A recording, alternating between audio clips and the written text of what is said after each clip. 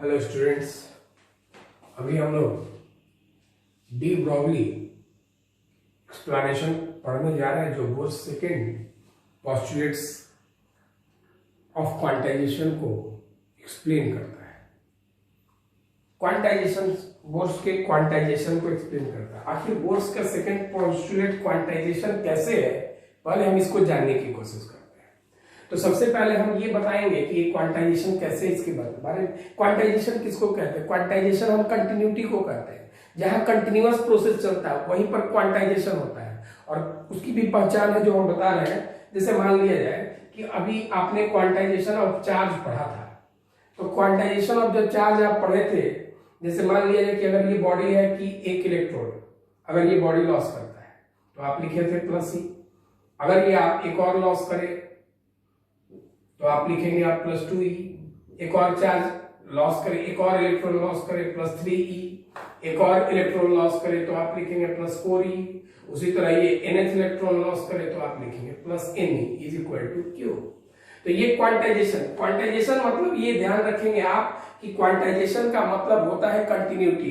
तो ये electron loss का एक कंटिन्यूअस प्रोसेस चल रहा है, तो इसका मतलब ये है कि ये कंटिन्यूअस प्रोसेस है, तो कहीं ना कहीं इसमें क्वांटाइजेशन है। और क्वांटाइजेशन की पहचान क्या होती है? इस नंबर की मल्टीप्लिकेशन से। जहां नंबर का मल्टीप्लिकेशन हो क्वांटाइजेशन है, तो यहाँ चार्ज में नंबर का मल्टीप्लिकेशन है, ये चार्ज का क्वांटाइजेशन है। अब उसी तरह से मान लिया जाए कि अब एक चीज सुनिए, फोटोन रेडिएशन जो है फोटोन के फॉर्म में ट्रेवल करता है। ये आपको ड्यूअल नेचर में पढ़ाया जाएगा, और आपने पढ़ा है कि एक फोटोन का एनर्जी E बराबर h न्यू होता है। तो एक ही फोटोन थोड़ी निकलता है, अरे 2 फोटोन निकलेगा, 3 फोटोन निकलेगा, डॉट डॉट nth फोटोन निकलेगा। ये कंटिन्यूअस प्रोसेस हो गया। तो एक का E बराबर h न्यू है, तो nth का क्या होगा? E बराबर nh न्यू। तो अब आप हमको ये समझाएंगे कि आपको ये पता चलता है कि क्वांटाइजेशन, इसमें एनर्जी का जो क्वांटाइजेशन फॉर्मूला है कौन है? ये है क्या? आपको समझ में आ रहा होगा? ये नहीं होगा, ये होगा। क्यों? क्योंकि इसमें n लगा हुआ है। तो जहां n लगा हुआ है वो समझिए कि कंटिन्यूअस प्रोसेस है, और उस कंटिन्यूअस प्रोसेस को हम क्वांटाइजेशन कहते हैं। तो बोर्स के सेकंड पोस्टुलेट जो है क्वांटाइजेशन को रिप्रेजेंट करता है, कंटिन्यूटी को रिप्रेजेंट करता है। कैसे? तो यहां देखिए, the second postulates of bourse atom model states that the angular momentum of electron orbiting around the nucleus is quantized. कहा क्या कि जो दूसरा पोस्टुलेट है बोर का, उन्होंने बताया कि जो एंगुलर मोमेंटम इलेक्ट्रॉन का है न्यूक्लियस के चारों ओर, वो क्वांटाइज है। कैसे क्वांटाइज है? तो इस चीज को समझे आप। उन्होंने बताया mvr is equal to nh/2π। ये समझ में आ गया होगा कि कैसे क्वांटाइज है ये। अरे h/2π का ये इंटीग्रल मल्टीपल हो गया। अरे इंटीग्रल मतलब नंबर आ गया, नंबर आने का मतलब कंटिन्यूटी, और कंटिन्यूटी का मतलब क्वांटाइजेशन। इसका मतलब है कि ये कहीं ना कहीं क्वांटाइजेशन को रिप्रेजेंट कर रहा है। तो क्वांटाइज, अब इधर सुनिए, तो ये हुआ, इन्होंने ये बताया कि ये क्वांटाइज हो गया। अब इसके बाद डी ब्रॉगली जो है स्टेट्स करता है क्या कि जब डी ब्रॉगली का स्टेटमेंट ये है कि जो डी ब्रॉगली, उन्होंने ये बताया कि जो बोर्स ने इलेक्ट्रॉन की बात कही, तो उसकी जो नेचर उन्होंने बताया, कहे कि डी ब्रॉगली ने बताया कि इलेक्ट्रॉन जो है, इलेक्ट्रॉन को कंसीडर करें, electron is considered as a particle wave in orbit। तो जब in orbit which was explained by Bose, उन्होंने कहा कि इलेक्ट्रॉन को कंसीडर करें पार्टिकल वेव की तरह ऑर्बिट में, जो कि बोर्स ने एक्सप्लेन किया था। बोर्स ने जो एक्सप्लेन किया था, उस बोर्स ने माना था कि इलेक्ट्रॉन मूव करता है, और जो इलेक्ट्रॉन मूव करता है तो उन्होंने बोर्स ने ये कहा कि उसको आप पार्टिकल वेव की तरह ट्रीट करें। अब जैसे इस चीज को समझे आप, जैसे इस चीज को ध्यान रखेंगे, हमने ये कहा, और बोर्स के अकॉर्डिंग जैसे अभी हम लोग देखें कि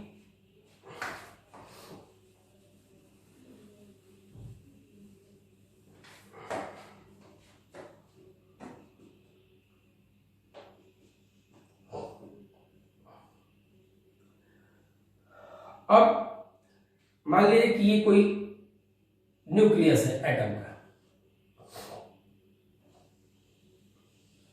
और ये कोई nth ऑर्बिट है, थोड़ा सा ध्यान देंगे आप, और यहां से एक इलेक्ट्रॉन एक मोशन स्टार्ट करता है, ये एक कंप्लीट वेव हुआ, जिसके ये डिस्टेंस को हम लोग वेवलेंथ कहते हैं।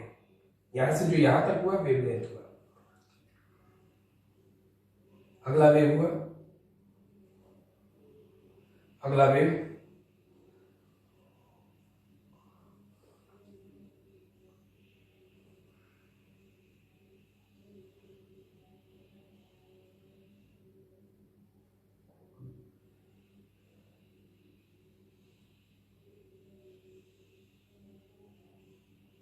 कंप्लीट वेव बनाने की कोशिश करेंगे। अब इस चीज को देखिए आप, जो डी ब्रोगली का एक्सप्लेनेशन है वो हम बताएंगे, समझाएंगे। अभी तो देखिए, इन्होंने ये कहा कि ये जो है, ये यहां से यहां तक का जो है वो एक वेवलेंथ लेमडा है। फिर ये अगला हुआ लेमडा, तो डिस्टेंस थोड़ा सा चेंज कर गया है, लेकिन वो चेंज नहीं करेगा, सब कांस्टेंट है ये लेमडा। क्यों? क्योंकि इलेक्ट्रॉन यहां पे कोई एनर्जी लॉस नहीं करता है, कोई एनर्जी चेंज नहीं करता है, लेमडा। उसी तरह हम सपोज करते हैं ये nth ऑर्बिट में यहां पर n नंबर ऑफ वेव बने हैं, तो टोटल, अगर आप टोटल डिस्टेंस की बात करें, टोटल वेवलेंथ या सरकमफ्रेंस आप निकालें,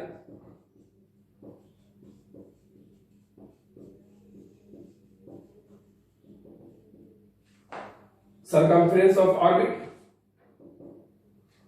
तो ये आप निकालेंगे 2πr, और ये 2πr इज इक्वल टू होगा lambda plus lambda plus lambda plus dot dot dot up to n times.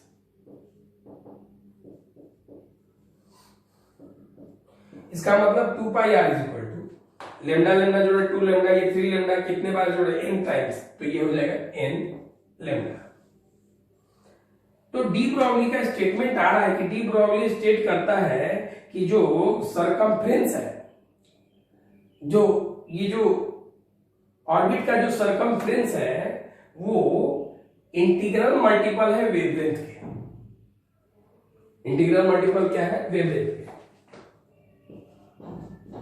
According to de Broglie, a stationary orbit is that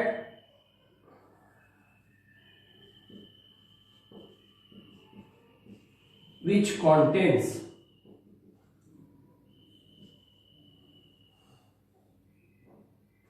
या लिख दीजिए whose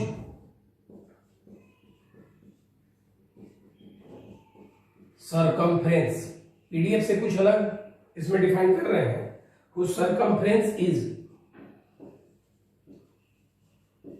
equal to the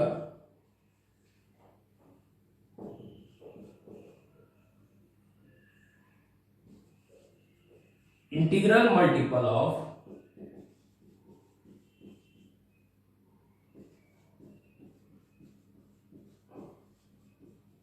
wavelength।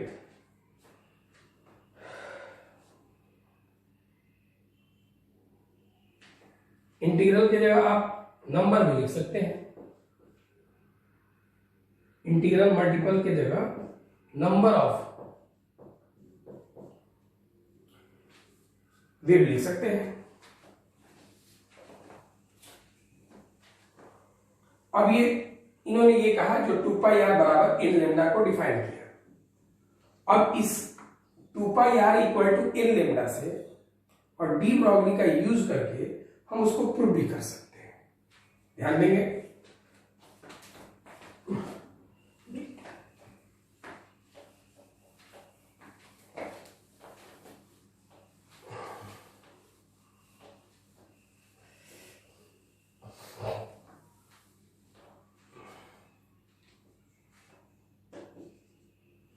जैसे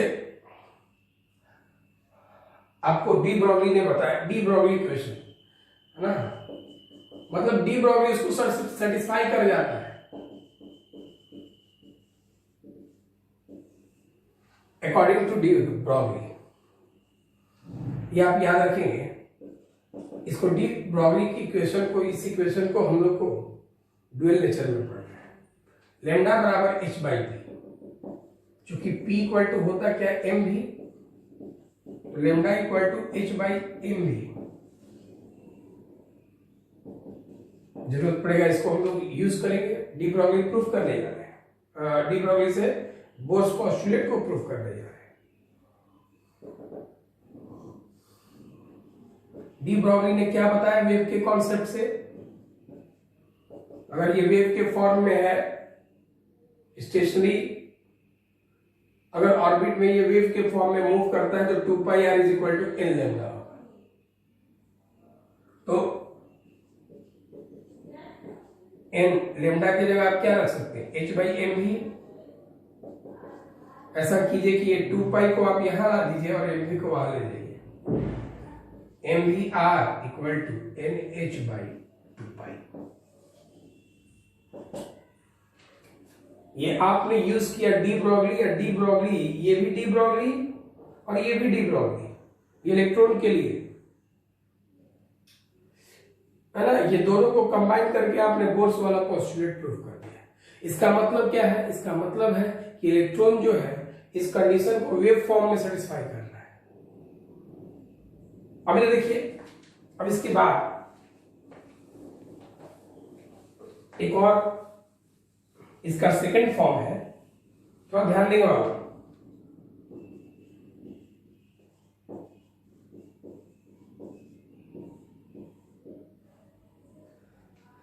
second इसका method क्या है, जैसे इस सेकंड मेथड की अगर हम बात करें तो अब हम यहां पे आपको मालूम है डी ब्रॉगली का वैल्यू लैम्डा बराबर h बाई पी, पी के जगह क्या एम भी,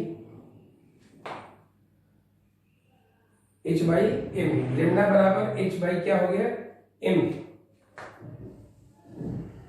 अब देखो बाबू, अगर आप चाहें तो आपको मालूम है m v r equal to n h by 2 pi होता है। ऐसा कीजिए कि 2 पाई को आप वहां भेज दीजिए, 2 pi r is equal to n h by m भी हो जाएगा। 2 pi r is equal to n h by m भी के जगह आप यहाँ पे लैम्डा भी रख सकते हैं। मतलब आप देखिए, आप डी ब्रॉगली का यूज करके बोर्स ला दिया, बोर्स को यूज करके आप यहाँ पे बोर्स का यूज करके डी ब्रॉगली का वेव कॉन्सेप्ट आप इलेक्ट्रॉन ऑर्बिट पर ला दिए। दोनों में से कोई भी आप यूज कर सकते हैं, इसमें कोई दिक्कत नहीं। लेकिन इससे एक आपको पता क्या चलता है, एक पॉइंट मालूम चलता है, थोड़ा ध्यान देंगे, बहुत इंपॉर्टेंट कॉन्सेप्ट है इसमें, खासकर सीबीएसई बोर्ड के बच्चों के लिए ध्यान रखिएगा। इन का वैल्यू आता है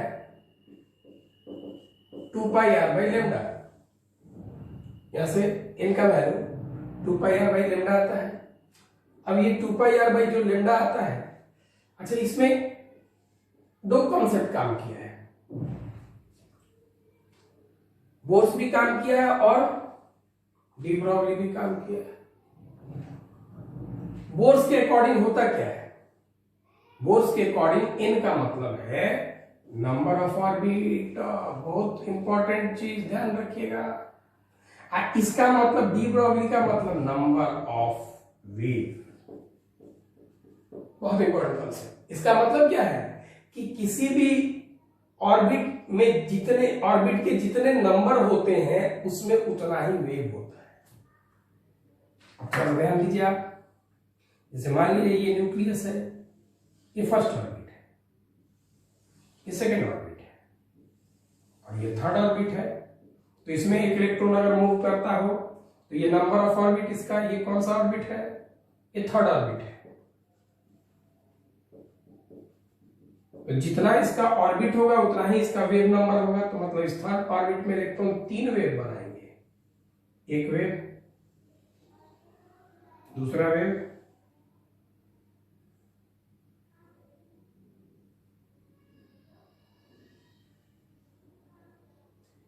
एक वेव, दूसरा वेव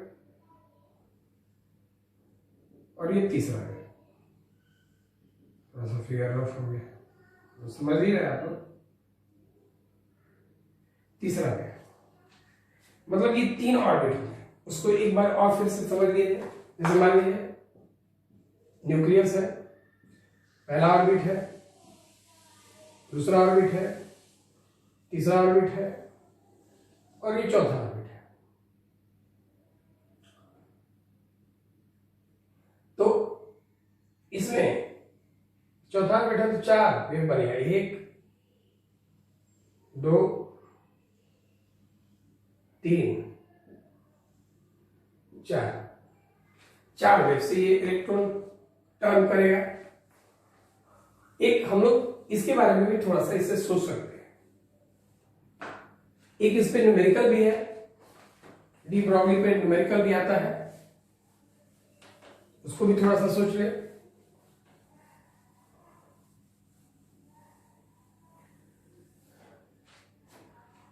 जैसे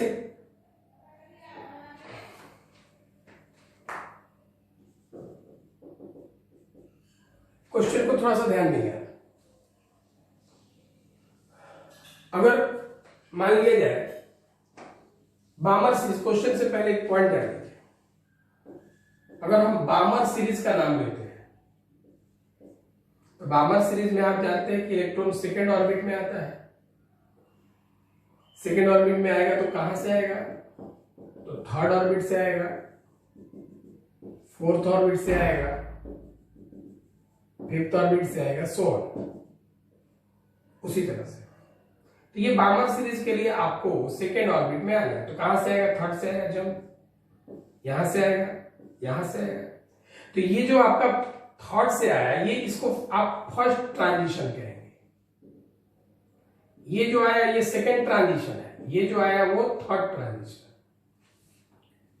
तो इसमें थोड़ा सा ध्यान देंगे। जैसे जो भी अगर मान लिया कि इलेक्ट्रॉन, अगर आपको बामर सीरीज का इलेक्ट्रॉन देता है, मतलब ये देता है क्वेश्चन में, और क्वेश्चन में देने के बाद ये कहे कि आप सेकेंड ट्रांजिशन के लिए, तो सेकेंड ट्रांजिशन के लिए अगर ये बात कहे तो आप ये जान लीजिए कि सेकेंड ट्रांजिशन की बात अगर कहते हैं तो आपको समझना है कि इसका मतलब फोर्थ ऑर्बिट से सेकेंड ऑर्बिट में इलेक्ट्रॉन आया है।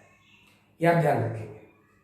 तो ये चीज, और एक और चीज आपको याद रखना है कि अगर कोई एटम है तो रेडियस जो होता है directly proportional to n² / z होता है, लेकिन हाइड्रोजन के लिए रेडियस डायरेक्टली प्रोपोर्शनल टू क्या होता है? n²। ये आपको याद रखना है, जो हमने पीछे क्लास में बताया था।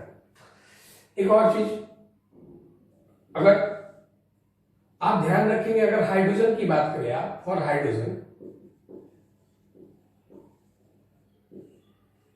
तो रेडियस जो है डायरेक्टली प्रोपोर्शनल टू n² है। तो n², तो r प्रोपोर्शनल n² से अगर आप प्रोपोर्शनल हटाते हैं तो आप कांस्टेंट लिख सकते हैं k × n²। लेकिन ये k जानते हैं क्या है? अरे k जो है ये फर्स्ट ऑर्बिट का रेडियस होता है। ये k जो कांस्टेंट है ये रेडियस ऑफ फर्स्ट ऑर्बिट है।